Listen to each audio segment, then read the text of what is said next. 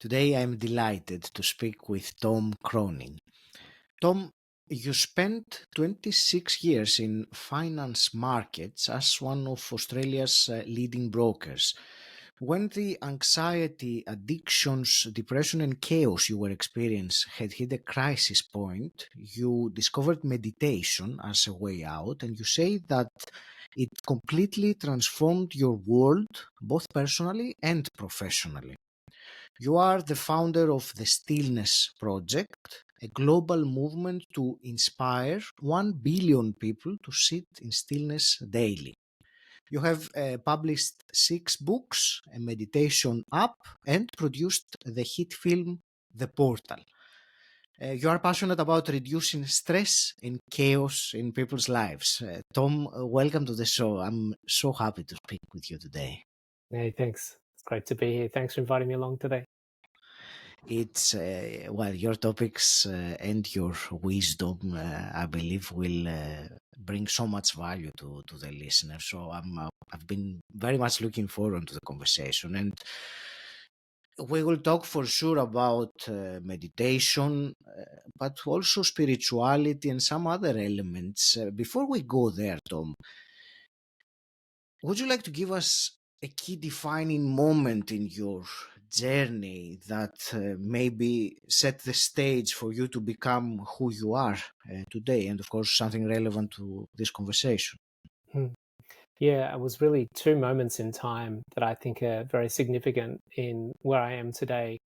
The first one was in sort of February 1996 when I had a nervous breakdown. It was really a culmination of many years of drug addiction, late nights, very deep neglect to my mental and physical well-being, lots of drinking, lots of drugs, lots of partying, lots of hedonism.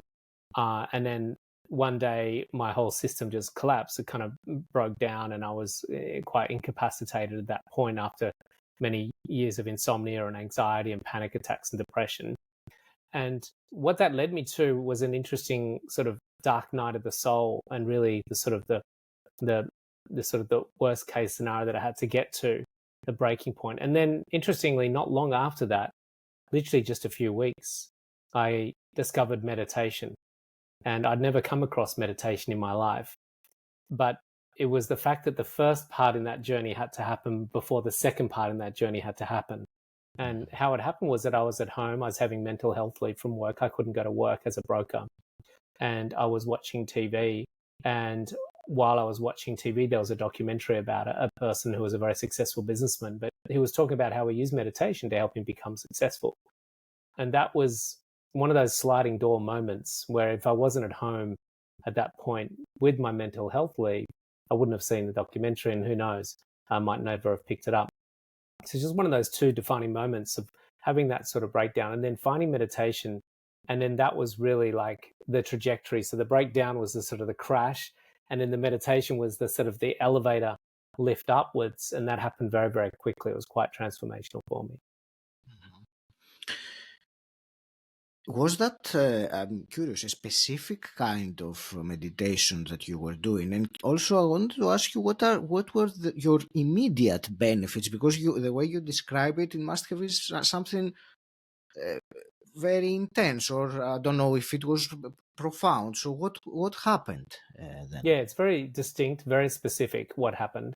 I did explore lots of different meditations, did a lot of research, and there was chakra healing and rebalancing and mindfulness exercises, but it wasn't until I came across a particular style. At the time, it was called Transcendental Meditation, also goes by the name of Vedic meditation, where you get a particular mantra. And the beautiful thing about the transcending meditation was twofold.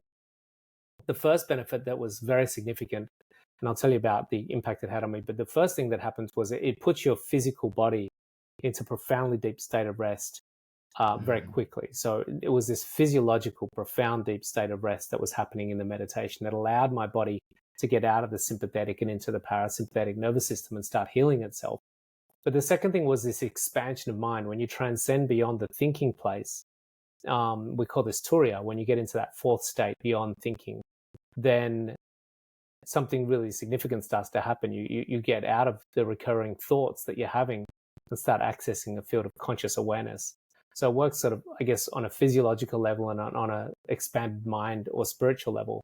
And the benefits that I started noticing very quickly within the week was that I had chronic insomnia. I just couldn't sleep. I was riddled with insomnia, but I just literally was falling asleep everywhere in that first week. And it was a real breath of fresh air to actually be able to sleep. So that was a big shift. And by being able to sleep, plus getting the deep rest in the meditation and the sleep, that was really allowing my body to heal. And very quickly, as I got out of the sympathetic nervous system, and you start producing more biochemicals like oxytocin and serotonin and melatonin, a lot of the addictions and the cravings started to just melt away very quickly. My depression started to lift, the anxiety and the panic attacks started to fade away. And I noticed quite a significant shift within just a matter of days and weeks. And I went back to work and continued on as a broker for 16 more years. Oh, that's kind of a surprising thing, because usually people who go through such a transformation, because you mentioned the dark night of the soul, so that preceded your transformation with meditation. So many people during that time realize that part of the reason why I have been in such a state was because of my career. So for you, it was something different then. Yeah, and it's really important that we understand this. And it's important we just pause for a moment to reflect on that, because we currently have a world that is very deeply coded and conditioned to believe that the external world is the problem. Mm. And we have this inherent belief system that if I can only change the outside world, then my inside world will be in a better state. And what that does is it really disempowers us. And it means that we're constantly trying to buy things or move things or change things so that we can feel happy. Work wasn't the problem. What was the problem was my inner state. And when I cultivated my inner state, eventually what happens is we don't become completely immune, but we find that we have greater sovereignty, greater equanimity to be in the world, but not ruffled or disturbed by the world. And I think this is one of the keys to finding fulfillment, is that we're deeply conditioned to think that it's in an acquisition or an experience, a partner, a job, a particular amount of money. We'll never get there through that model. We'll never get there. Thank you for this beautiful answer. And you know how you said that work was not the problem, but your inner state was, and how you changed the inner state, and a beautiful description you gave there. So thank you. Um, I have a question regarding meditation. Actually, I have many, but let's start. Let's proceed a little bit with the story, because eventually you became a meditation teacher. So, can you tell me what inspired you to do that, and what changes did that make? Yeah, look, I mean, meditation played such an integral role in changing my life. Um, at the moment, we have a lot of the world with a state of stress, which is showing up in all sorts of things like insomnia and anxiety and panic attacks, depression, deep, deep, deep depression. And unfortunately, the way we're treating this is by not coming to the root cause of that, which is, for most people, not all, but certainly for a lot of people, the root cause of that is that we're in the sympathetic nervous system too much. We're just in an uncohesive and incoherent system, a body system. And that we really need to get them first and foremost into deep rest that happens in the meditation, and get their mind out of the recurring patterns, neurological patterns that they're in, so that they can start to recalibrate and reset themselves at a higher level. And so that was the way it was for me. And it was phenomenal how quickly things changed without the medication, without all the talking, just simply by allowing my body to heal itself. And so I became very passionate about trying to support as many people as possible by getting them out of these stressed states and these deteriorated states, and giving them access to the fullness of who they are. This is an ongoing journey. It's not like you just suddenly arrive and you're enlightened. So it's, even for myself, I'm still on the path and still peeling back layers. But certainly there's an improvement, and we experience a better experience day after day through this spiritual discovery and spiritual exploration and meditation. The question that comes to mind, many people, and hopefully the listener has a personal experience of meditation, so they are meditating, hopefully frequently or daily. My question is regarding, there are different kinds of meditations, and you talked about the transcendental meditation earlier, but there are so many different, let's say, paths or methods or techniques of meditation. So what would you say for someone who, has tried, let's say, a few different ways of meditation, has done some quote unquote progress, as loosely defined as that means. However, they still haven't, reached that state that you described earlier, or those you know what I'm trying to say, so I will stop trying to explain it and ask you, what do you think about this? Look, I mean, there's so many different mechanisms and tools to help improve our life. I do ice baths, I do sauna, I do yoga, I do breath work. Some people do plant medicine. There's different styles of meditation. There's yoga, there's qigong, there's healing. So all of them contribute in some way, shape, or form to improving our experience of life. And it's not to disregard or dismiss any of them. I think what's really critical as a human being to have the full experience of what it is to be human is to not ignore one essential component of what our human experience consists of. We have a physical form, that's our physical apparatus, the body. We have a mental form, which is the software in the brain that's driving the apparatus. We have a feeling body, which is our emotions, the sensations that move through the body. But there's a fourth layer, which for a lot of us gets very ignored. And spirituality isn't something that is a concept, that we can't think spirituality. I had a woman get quite upset when I said to her that you can't think your way to spirituality, because that's the thought form. Thought forms is one of the vehicles, the physical, mental, and emotional vehicle. Spirituality is an experience that doesn't have a thought in it. And spirituality is beyond the limitations of a physical form, and it's beyond the feeling body, the emotional form. And to get to that experience of existence without physical, mental, and emotional layers or denseness is critical, because until we have that, then we're going to be caught in the limitations and the structure and the form of the physical, mental, and emotional body. And so to have that unbounded, infinite, eternal, permanent experience of conscious awareness, just presence, then we're always going to be falling short of what it is, the complete human experience. And so for me, one of the things that I found in doing a lot of research, and I've been studying meditation techniques for 27 years now, very few of them will actually take you to that state we call turiya, the fourth state. That is where you have an experience of conscious awareness, where you're not thinking, where you're not in a limitation of your physical form, and you're not in a sensation of the emotional form. And students will come out of meditation, will be on their first weekend of meditating with me. They'll go, I don't know where I went just then, but that was phenomenal. What was that?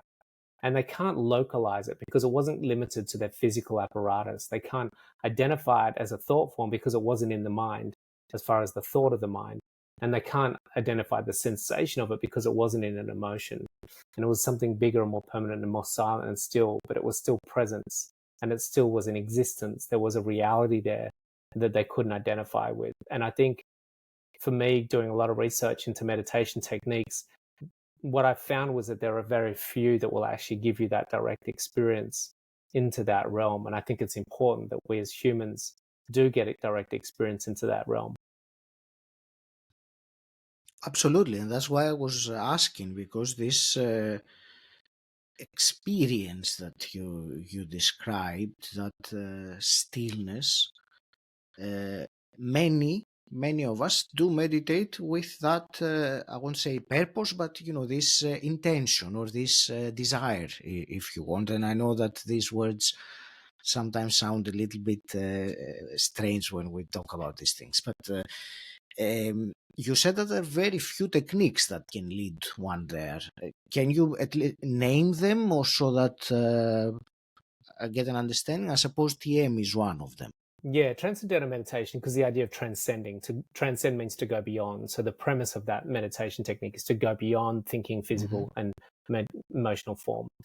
Vedic meditation is a similar sort of style, just a different name. Primordial sound technique is another form of that type of meditation. I know Arts of Living does some type of this transcending styles of meditation. And look, Vipassana meditation, there's many different styles that I believe will give you that experience of zenness. Zenness means, to be in just simply conscious awareness, just to be in silence and not having the thought. And you know, there's quite a few that will give you that experience. I believe, I haven't done plant medicine, but I believe that is some form of transcending beyond physical, mental, and emotional. But I'm not sure, because from what I gather, people that have that plant medicine experience seem to still have a lot of sensations going on whilst they're having it, and they're still not really in the, from what I gather anyway, a sort of a transcendent silent experience. So it could be maybe a pathway. I'm not sure. That's great. You answered my question very thoroughly, Tom. So I appreciate that very much. Um, it was very useful. I want to, since we're talking about you, you mentioned about your client with the spirituality, or you can't think the way into your spirituality. Uh, there was something that I read that you were talking about, and with many people, when they think of spirituality, they tend to consider it as something separate from their career or their success or their everyday life. It's like another part.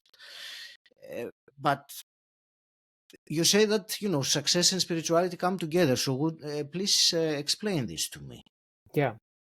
Success is in spirituality. So spirituality is the pervasive, permeating eternality of everything, just at the subtlest level. That's all. So it's like the cloud is in the sky, and the cloud is part of the sky, but the sky isn't the cloud necessarily. And so spirituality is something that the forms are in. And so everything is part of spirituality. It's just that it's in different layers of density. So the analogy I like to use is that the densest form of water is ice. The next least dense layer of water is water, liquid. The next is steam, so you can actually still see steam and you can feel steam. And then the next one is vapor, which you can't see. It's you can't actually identify it or contain it.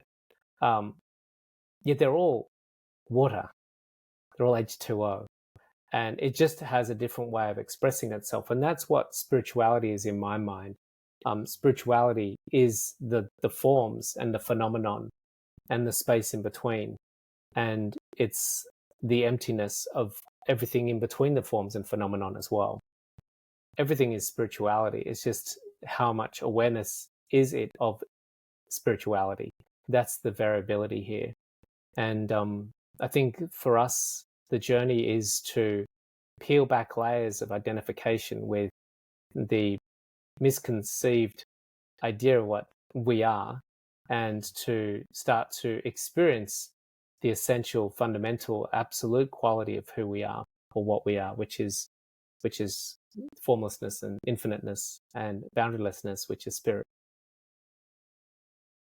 Thank you, Tom. I will slightly change the subject, but the question came up to me quite intensely. And, when one is in their path of development, of growing as a human being, as a soul, there is often that period referred to as the shadow work that they need to go through in order to, progress on that spiritual path. So I wanted to ask some of your thoughts and wisdom on this shadow work. How does it express itself, or do you think there is a beneficial way, or a more beneficial way to deal with it, or to cope with it? And again, I realize that my choice of words is not appropriate with it, but I'm sure you understand. Yeah. Yeah, shadow work, being aware of our shadow side is an important part of the process, and I certainly still have a shadow side. It's something that it's always, no matter how far I run or how much I try to hide, it's still there with me. The pesky thing. It's a bit of a nuisance at times, and even just that statement of mine just then, it's a bit of a nuisance at time, is something that I have to work on, because I've had an immense sense at times of loathing for my shadow side, and a distaste, and even verging on a hatred for this shadow side of mine that's caused great deals of pain and suffering in mine and other people's lives over many years. And we all have a shadow side. So if you think of, there's only one thing that doesn't have a shadow, and that's the light, the sun. Everything else has a shadow. A cloud has a shadow. A tree has a shadow. A Yeah. sunflower has a shadow. A bee has a shadow. Everything has a shadow, because it's a form and it's the imperfection um, of the perfection. So the only thing that doesn't have a shadow is the divine or God or source, whatever you want to call it, because it's not the form. Every form will have the ability to create a shadow from the radiance and luminosity of that divine once it becomes broken symmetry from formlessness and divinity into form. Now, of course, it's still always the divine. It's just that it's now taking on a denseness and a seeming separation. And so what I've learned to do, and I'm still learning to do, is to acknowledge that as long as I believe anyway, unless I've yet to find, in all my years of research, I've yet to find a truly enlightened master that doesn't have any shadow side whatsoever. And it's interesting, just in the last 10 years, so many enlightened masters are suddenly being pulled up over hot coals because their shadow side still exists and they've been trying to suppress it for a long time. And so it's a really interesting area for us to explore. And what I'm learning to do is to reconcile and to be present with um, not just mine, but also everyone else's. You know, we do a lot of finger pointing in our world at the moment, and it's very easy for us to criticize politicians or organizations, companies, individuals that we don't like because of there's something about them that we think is at fault. But all the time we're pointing fingers, you know, we have three fingers pointing back at ourselves. And why we see it in the outside world is because we haven't reconciled, or we haven't acknowledged, or we haven't learned to live with and be compassionate about our own shadow side. And I think that we've got to learn to do that, because we're going to be very discontent and very, there'll be a lot of suffering continuing on in our lives. And it's a really tricky area to get into, because we want to be perfection. We want to be the good guy. We want to be holy. We want to be saintly. We want to not have faults. We don't want to hurt people. Well, some people don't want to hurt people, but you know, it's just the nature of the fallibility of the forms from divinity going into this earthly realm. And from what I'm gathering and what I'm seeing in my own research, that it seems to be there all the time, no matter how much work you do. Thank you for this beautiful answer, Tom. There was something you talked about reconciling, and you mentioned the word compassionate. And I think becoming more compassionate is something that happens the more one meditates. It's one of the traits or the qualities, if you want, that they enhance or get enhanced. And uh, I've seen you say that meditation can play a part in changing the world. So talk to me about that, and also how was that related to the Stillness Project? Yeah, we got the micro experience of our own individual pursuits and separation, and then the macro, which is our position in the world and how the world is. And one thing I recognized from my own spiritual journey is that the more I transcended my own individual egoic identity, which is my thoughts, my feelings, and my physicality, and started to access more of that subtle unified field, which is almost like a quantum field of intelligence, that we're starting to hear more and more about. Beautiful people like Joe Dispenza talking more about this, and Esther Hicks and Abraham, and all those amazing people are starting to realize that there's this underlying unified field beyond the form, like the wave experiencing the ocean. And as we start to have more of these spiritual practices coming into our world and more people experiencing that subtle level of unification, what happens by default is you start identifying more with that collective field than you do with the individual field over time. And that's just a default of happening that happens when we do a lot of transcending in meditation, I believe. Anyway, it's one of the key things that we start to become in that interwoven subtle field of webness that keeps humanity, plants, the planet, the universe interconnected. And the analogy I like to use is that the wave collapsing in on itself and becoming one with the ocean. But as it starts to do that on a regular basis, from wave into ocean, wave into ocean, wave into ocean through regular daily meditation, what happens over time is, even though it's back to being a wave in an individualized form, it still retains its awareness and its experience of the ocean. And when it becomes a realization of its oceanic status, it starts to realize that and see and witness and experience all other waves as an extension of it. So by default, the next step in the process is that that person can't but help experience themselves as other.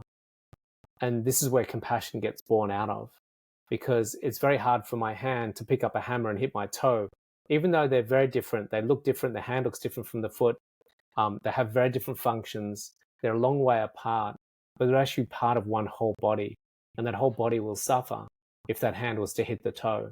And that's what this importance of meditation, why I believe that we're going to have a very different world when we have more people transcending, because by default, we're going to create different businesses that are impacting and supporting and uplifting the collective, the whole. And that's not just other humans. It's the bees, it's the fungi, it's the whales in the ocean, it's the air, it's the trees, it's everything. And we realize that we're actually part of this interwoven connection. And we start to see that matrix. We start to become aware of that matrix. We start to live as that matrix, an interwoven web that is inseparable. And by default from there, we start to experience compassion and love.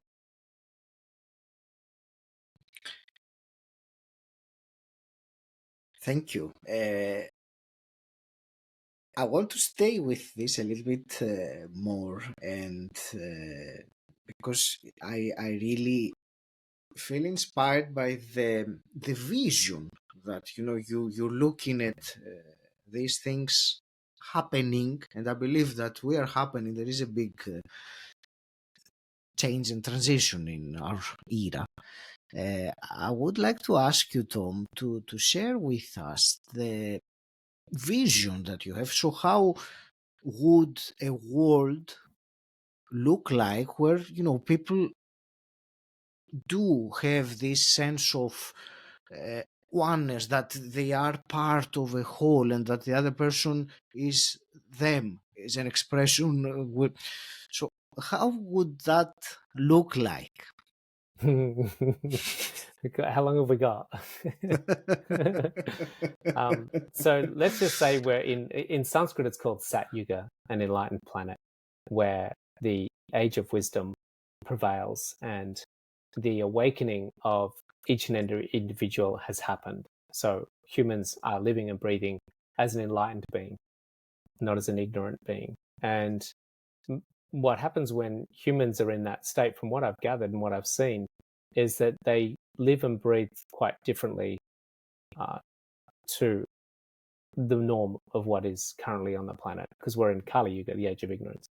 And as we transition into this awakening en masse of humanity, the way we design our systems are going to change. So at the moment, we have pillars that hold up our societies. We've got a political pillar, we've got an education pillar, we've got a relationship pillar, we've got a pharmaceutical pillar, we've got a medical pillar, we've got sports pillar. We've got all these pillars that kind of uphold our society, and they're built and designed predominantly from a state of consciousness of individuals being very preoccupied about their own existence.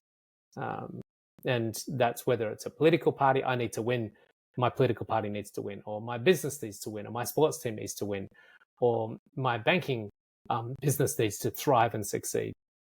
And usually in that paradigm, it does come with some fairly significant consequences.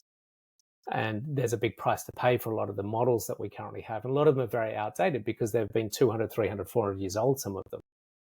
And what we're going to find is that as we become more conscious and hence more interconnected, we're going to need to start designing new systems. A new education system needs to be crafted and created. A new medical system, because at the moment the medical system is built upon the idea that people are very unsovereign in their health. They don't really understand how to have sovereign health.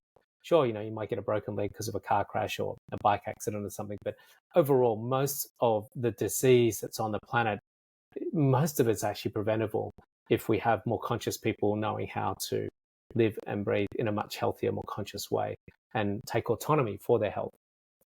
Most businesses are really preoccupied with, their own individual pursuits and successes. In an enlightened planet, it's so vastly different, it would take so long to explain. But ultimately, what I would imagine we will see is that, and even the economic model will have to change, because the economic model is built on the process of extraction. What can I extract out of something and commoditize? So we don't value a tree, we value a 4x2 in the tree. We don't value the ocean, we value the whales in the ocean. And we don't value the bees, we value the honey that we can extract from the bees. So we extract and commoditize, extract and commoditize, extract and commoditize. Now that model is leading us to a cliff that we're about to walk off because of the unsustainability of that. And so we'll have to build a new model, and it's a very complex model, because the model actually will have to be something that values a completely different set of values. Our society will have to change what is valuable to us, and that's something that what was valuable to me 25, 27 years ago is different to what's valuable to me today. And so my value system has changed. And the only thing that's going to change the structure and the pillars of our society is when individuals change their value system, where we value different things. So at the moment, we really value the acquisition of something. What we're in at the moment is outcome-oriented fulfillment, where our fulfillment is derived, whether it's a politician, whether it's a business, whether it's a country, whether it's an individual. My fulfillment is derived from an acquisition or an experience or an outcome. And so therefore I need more acquisitions and I need more outcomes. My sports team needs to win. I need Bitcoin to go up. I need, to get that country's oil. I need to have that religion wiped out. I need that person to get out of my life. I need this person into my life. I need this mortgage to be paid off. But all of these are outcomes that we've got a deep code in our society that these need to happen before I can find fulfillment. So when we get an enlightened society, what's going to happen is we have people in finding an internal state of fulfillment, which immediately changes their need for the outcomes. And that's why some of the happiest, most blissful people I've ever met lived in these little caves carved out of the side of the Ganges. And they had literally 3 possessions: a bowl to collect water in, a bowl to collect some food in, and then a rug that they lay on at night. It's quite phenomenal how minimal these people live, yet how blissfully aware that they are and how happy they are. And so for us to get into that world that we just simply don't need those acquisitions or those outcomes, means we have to shift the states of consciousness of the people that are in the world. I don't know if I answered that question. There's a long way around it. Yes, it answered the question in a short period. Of course, when you said how long do we have, it is something that I bet you could speak for hours. But you answered the question, and the reason why I asked you in the first place was, a vision like this for many people can serve as a beacon of light, something that they can. Many people. What I'm trying to say is that many people don't have the same. Let's say they haven't really paid much attention, or maybe they're not even able to envision that in the way that you did. But having heard that from you, it is like I said again, a beacon of light, some inspiration there that I hope that might trigger a bit further thought. I remember reading somewhere it said that this world that we dream about can happen. All we need to do is start thinking about it and imagining it. and then it will happen. So Yeah, I would love to add to that, because Daniel Schmachtenberger, who's in our film The Portal, and if anyone hasn't seen it yet, they can watch that for free. mhm, And that might be where we direct them at the end of this podcast to go and watch the film. And there's a book that comes with that. And Daniel Schmachtenberger, who I believe is one of the greatest minds on the planet at the moment, he is a futurist, which he has this capacity. And there's a few people on the planet who are recognized and qualified futurists, and he's one of them. And their job is really to really kick the can down the road a long way for humanity and look at what is possible for us, and help mhm, find a roadmap for us to go there.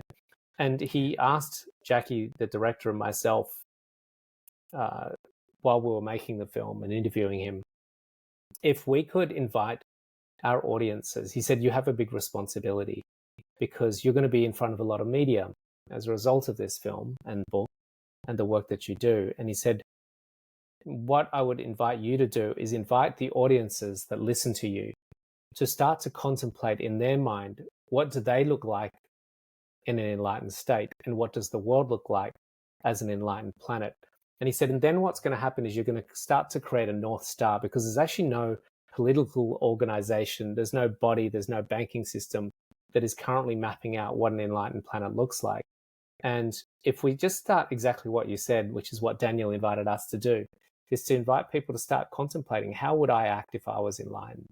And what would that look like in the world if we had 7 billion people in that state, starting to live and breathe in that state? Now, I'm still on my way to enlightenment. It's a journey that is an ongoing process for me. So I just wanted to sort of have a little disclaimer that I haven't quite arrived there yet. And it's something that I'm humbly still in the process of unfolding. But when I say to my students, we actually are already all enlightened. We're already of light. We are already of divinity. We are already in the state of realization, self-realization. It's just that there's degrees to how much we've realized that, and how much we've, peeled back the layers to experience that. But that's something for our audience to start contemplating. What would it be like for them? beautiful, absolutely. Tom, you just gave a very wonderful action that one can take as well, and take time to practice that, and think about how would they be and behave if they were in an enlightened state. Would you like to share something more to the listener, as some action steps, something that they can implement and make a difference, really relevant to what we were discussing about? Mhm. It's really, for me, one of the simplest of all things. Mm. And, it's one thing to go off and start building schools for kids and water wells and, growing trees and things like that. And all those sort of actions are really important, that we contribute in some way, point of form.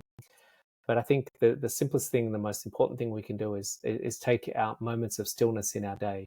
When we say stillness, people say to me, oh, I meditate, I go for a run.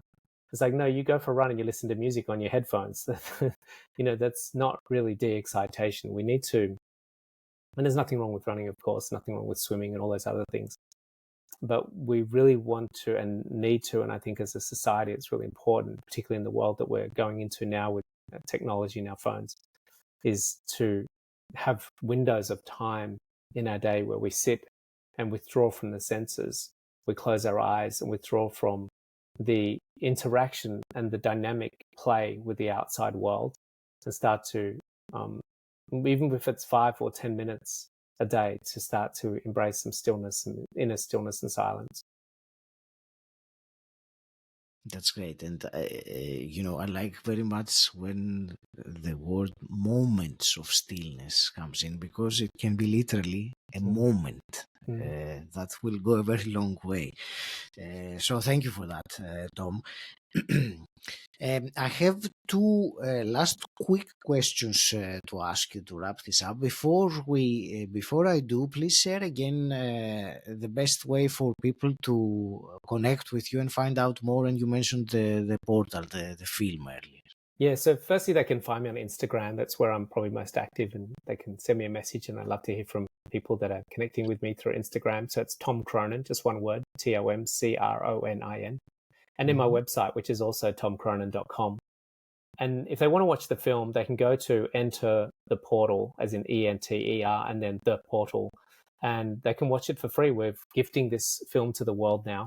We've decided it's time to share this with humanity. And, for a while, we were trying to find ways to recoup our funds from the cost of producing that film and pay back our investors. But it's been a very difficult journey, and hoping somehow, some way, some shape or form that will happen, and that these wonderful people that have been supporting this project get remunerated. But for now, we've decided that we will gift it to the world and see what happens after that.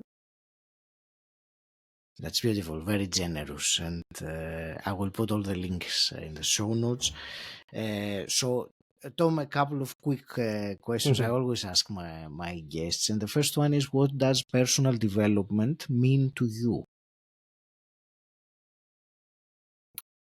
I'm going to have to split that into two responses. There's personal development, which is me as an individual, as a human, and a personality, and let's even call it an identity or an ego. So that's for me to be learning on a mental level, constantly, improving the nature of my mind. On a physical level, constantly helping refine and optimize my physical state. So I do saunas and ice baths and yoga and meditation and go to the gym, all those things. And, and improving as much as I can my influence in the world. So that's all, my personal development.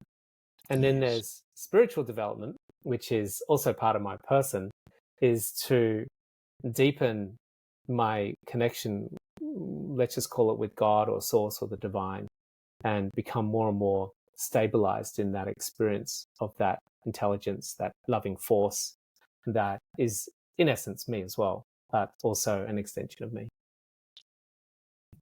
Thank you. And a hypothetical question. If you could go back in time and meet the 18-year-old Tom, what's one piece of advice you would give him? As soon as you hear about Bitcoin, buy it. At 5 cents, buy Bitcoin. And secondly, stop being such a dickhead. I'm actually, Tom, it's surprising to hear these answers, but it's great. Thank you. I want to thank you very much for this conversation and its unexpected turn towards the end of it. I want to wish you from my heart the best with your mission and what you're doing to contribute to this change in consciousness we are in. I will leave it to you for your last parting words, Tom. We've got some very challenging times ahead, and the world is going through a very big and very significant transition, probably one of the most important transitions that it will have ever gone through. A transition far bigger than the Industrial Revolution, the Agricultural Revolution, the Digital Revolution. We're going through a transition of shifting from ignorance to wisdom, from darkness to light. And with that, everything is going to change. And it's going to be confusing. It's going to be challenging. It's going to be times of sorrow, times of joy. And we came along for this journey for the ride. Just like when we're at a fun park and we get on that queue, we buy our ticket to the roller coaster and we scare the crap out of ourselves. And at the same time of getting scared shitless, we also have immense levels of joy and glee at the same time. This really, really strange experience. And that's kind of what this life is all about. And so hang on and go for the ride, and just keep coming back to love through all of those difficult times. Thank you.